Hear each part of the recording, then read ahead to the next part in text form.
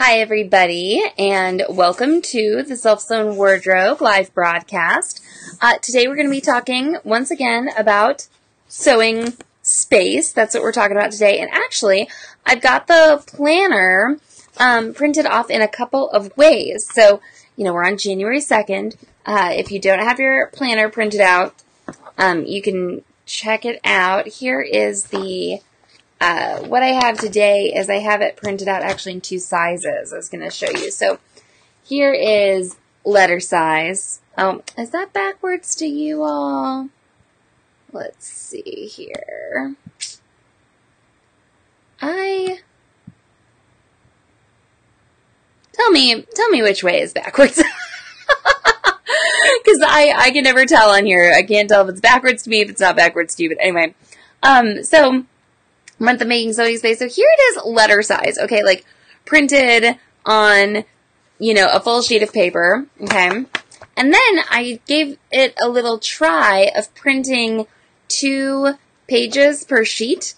And actually, everything is sort of looking pretty good. So if you are someone who wants to save like a little bit of paper or something, okay, it's good now. It's right now. Okay, because I'd mirror imaged it, so I must have thought that it wasn't correct, and it is now. Okay, so I'm putting my smaller pages in order. So if you are someone who likes to use a smaller planner, like not a 3-ring binder or not an 8.5 by 11, letter size planner, you could print this on a half sheet, and it's actually fine. Okay, these might be a little out of order. And then just, I think we all know that the planner space on the internet can be kind of a crazy place. I mean, I love it. I love planners. I love paper, all of that jazz. And I just kind of got hooked on these disc-bound planners.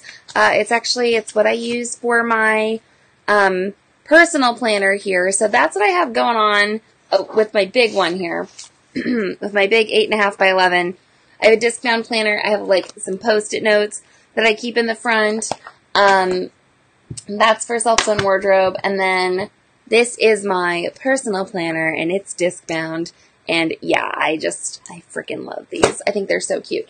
There are lots of different types of planners you can use. You can just use a 3-ring binder. But if you do want this smaller format, actually, it works out pretty nicely. So, yeah, I thought I would give that a try. I know that a few of our members are like, I'm just using a 3-ring binder.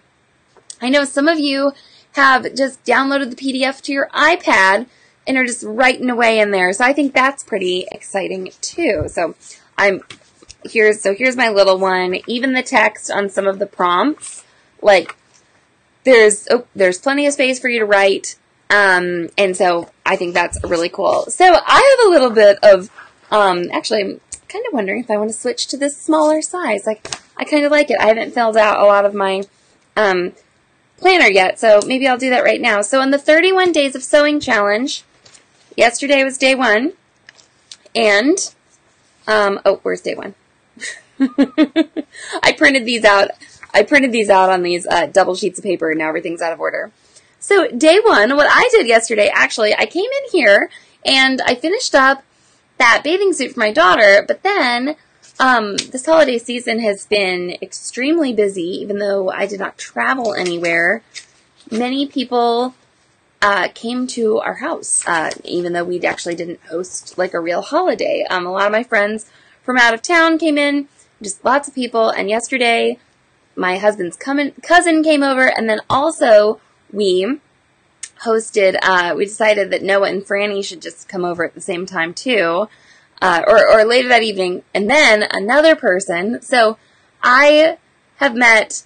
I'll bring up the Instagram profile. Okay. I have met, and I am honored to know the coolest drag queen in the world. Okay. So, I got to meet Lux Queen at a private party earlier during this winter break. And I'm going to show you their Instagram here. I've got it pulled up. Here we go. Right, so here's Lux Queen. I mean, obviously, look at that gorgeous makeup. And check out all of these costumes, okay? And Lux made her own costumes. And makes and is still making, and, you know, I love it because, Neil, when Neil came over, he was like, I just get the idea to, like, make a costume, or get the idea for an act, and then I have to make a costume for it, or something, and I'm like, yeah, I know what you're talking about. So anyway, oh, here we go, I'm gonna switch back. In this photo right here, let's see, this navy blue lace, like, baby doll kind of dress, here, was inspired by Ariana Grande. Why am I talking about this in our 31 days of sewing? Well, Neil told me that he needed a little help in the construction of, like, this dress, like, kind of half made it work for, like, a quick performance, but there's another performance, I think, tomorrow night, and so came over and we fixed it, and so I can't wait to share photos of that. So I will share the link to Lux Queen's profile in the comments for this video. Super duper amazing. The performance that she did was just gorgeous. So I got to help her with that. Noah and Franny came over and they were taping together some PDF patterns. And then earlier in that day, I'd done the bathing suit. So on the 31 days of sewing challenge on my day 1, I didn't fill it in, guys, so I need to do that. So I need to be like, finished, rainbow, swimsuit,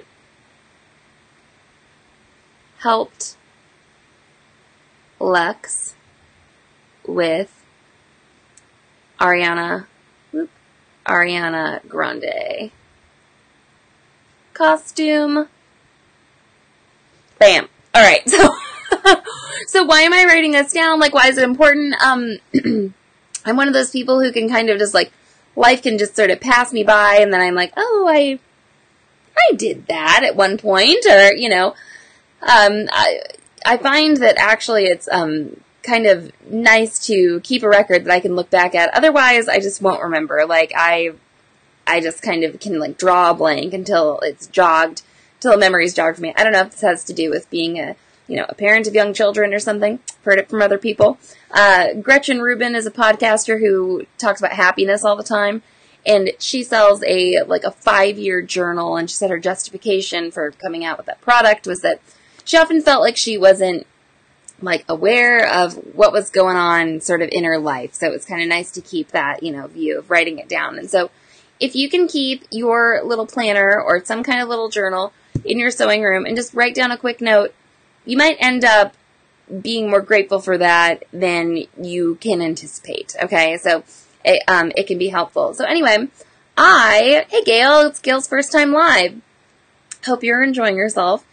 So yesterday I finished Zelda's rainbow swimsuit, and I'm going to show you a little technique. I took this video on how to top stitch elastic. So I took this video while I was finishing up the swimsuit, and ta-da, you're going to get to have a little bit more sewing instruction, not just like sewing organization and planning here. So enjoy this, and I will be here to answer questions, and in case you're finishing up a swimsuit, here you go. All right, everybody, so I've got my swimsuit here. This is one of the leg openings. When I say my swimsuit, I mean my daughter's. It's kind of small. I'm going to trim away this place where I stitched over my previous stitching. This little pair of scissors that we keep at our sewing machines. We have one at each sewing machine. And I have to tell you that I love, do you see I'm lifting my presser foot without my hands? I'm using the knee lift on the Baby Lock Destiny. And I've got my elastic serged to the wrong side, to the inside of my bathing suit. And so I'm just going to turn it over and do a zigzag here. And what I'm going to do, I've got my zigzag over here. It is at a 2.5 width and a 2.5 length actually, and we're going to give that a shot, see how it goes. And what I'm doing is I'm turning the elastic and stretching it just so that the fabric becomes flat. Okay, so see, like this, it's gathered up because of the elastic being smaller than the leg opening, which is what we want. And so I'm just going to do it until it's flat here, and I'm going to get going. Okay. And I stop and I adjust. Hope everybody can see that.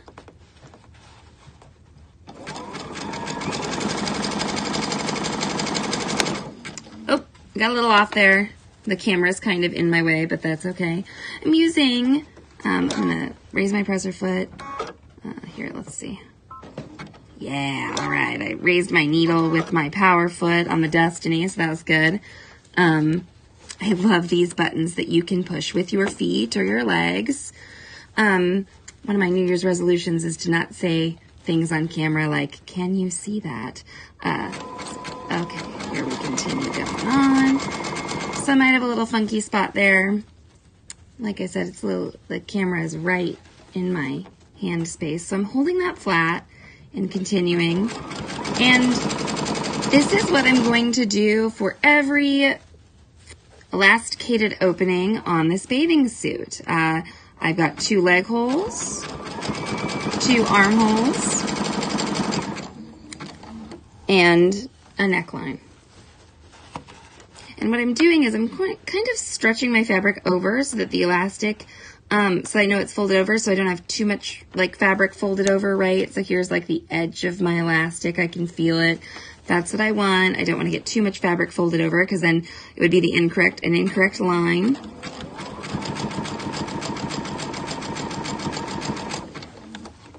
And I'm coming back around to my previous stitching. Okay, so I'm using a polyester embroidery thread, a polyester machine embroidery thread.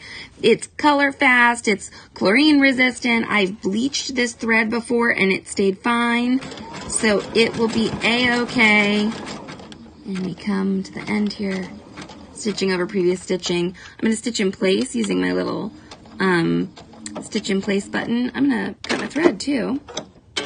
And then raise my presser foot with my knee lift, and boom, and I'll show you the finished product. I'll show you that, but first I want to talk about the neckline a little bit. So it's curved quite a bit, a little bit more than the leg opening, and when I do this, I'm going to be turning this over. And when I turn it over, I want to preserve the curve a little bit as I sew. Let's see if I can just do this real quick. Okay, I'm ready.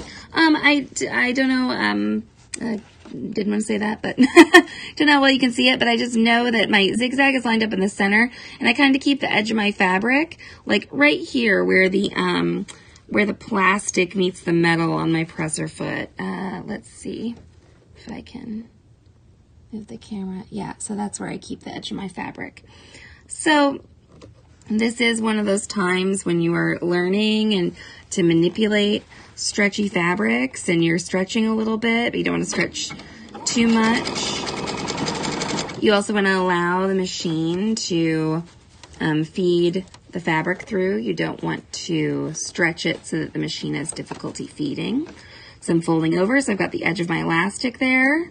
Got my fabric just folding over that edge. Okay, getting to kind of a hump here, so I'm like gonna readjust. Whoop. And I might raise my presser foot. Okay, there we go, to get over that hump. Okay, so here I'm coming to this curve here. This is the neckline. It's maybe not as apparent on this child's bathing suit, but I don't want to straighten this curve out too much like this. Okay, I'm going to try and preserve this curve a little bit here on my sewing machine. So I'm going to gently let this go through. I'm going to readjust a little bit. And see, look, I'm allowing that, I'm allowing that swimsuit to curve a little bit. So I call this preserving the curve. So see, I'm turning it. And now I'm getting to the flatter part of the neckline, everybody. So that's why this is flatting out a little bit. This is like the front center, right? So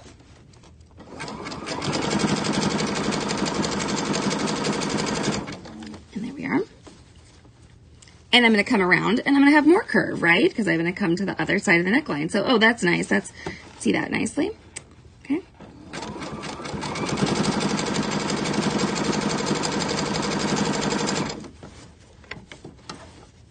Okay. And now I'm straightening up because I'm coming to the strap here. There are a lot of layers. There are 4 layers of fabric here. There's 3 lining, and so I've got a double layer lining on the back of the suit, and lining and metallic on the front of the suit. I have my needle landing down so that if I want to stop, my needle lands in the down position and I can raise my press foot. Okay, preserving the curve again. All right. Yeah, so this is how you can make sure that your necklines look nice. Whoop. And okay, here's the back of the neckline. It's a little wrinkly there because I've got my elastic, you know, stretched onto the neckline, right, to bring it up. When my daughter puts it on her body, it stretches out and lays smooth. But when it's off of the wearer, it's a little wrinkled. So what I do is just stretch enough to get it smooth. Okay, and check that out. We got curve here, so preserving it.